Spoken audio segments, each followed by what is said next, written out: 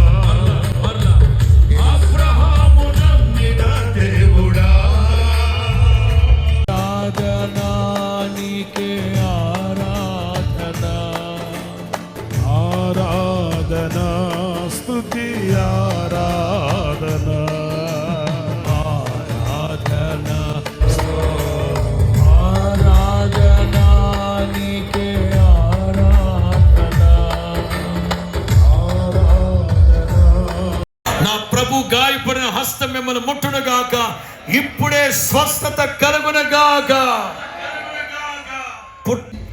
words 5 ఇశ్రాయేలు రాజ్యమును ఎల్లప్పుడూ ఏలునట్లు